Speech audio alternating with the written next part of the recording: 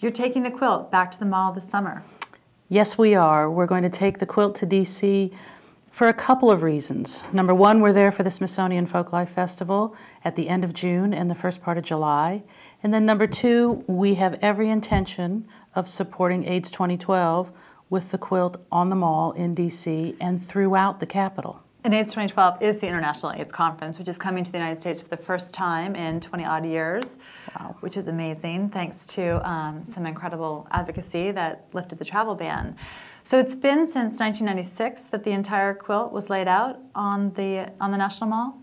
Yep, the last time we had the full quilt there was October of 1996. For us to take the entire quilt back to DC means 8 weeks worth of prep work, just folding and packing all 54 tons. Where is it right now? It's in a warehouse in Atlanta? We house the quilt in Atlanta, and the quilt itself travels to about 1,000 different displays each year.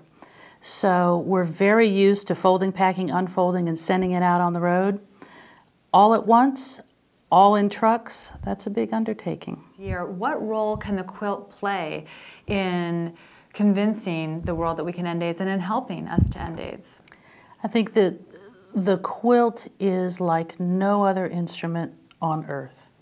It is a place where people gather who are both inside the HIV and AIDS community and people who don't think they're connected to HIV and AIDS come and find inspiration and motivation to act.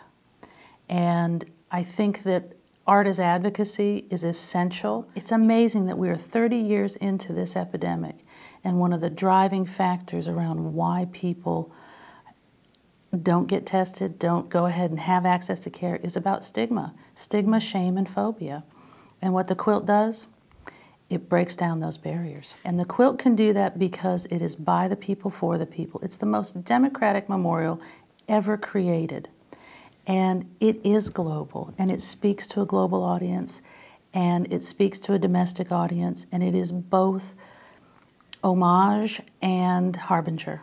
And if we leverage this in the way we need to in the summer of 2012, we can't help but have people who never thought they were going to get engaged in HIV and AIDS as a conversation, get engaged in civil rights and social justice and the issues that surround public health and a public health response that is global, local, personal, domestic, intimate, and totally epic. And the quilt gives us a venue to do that.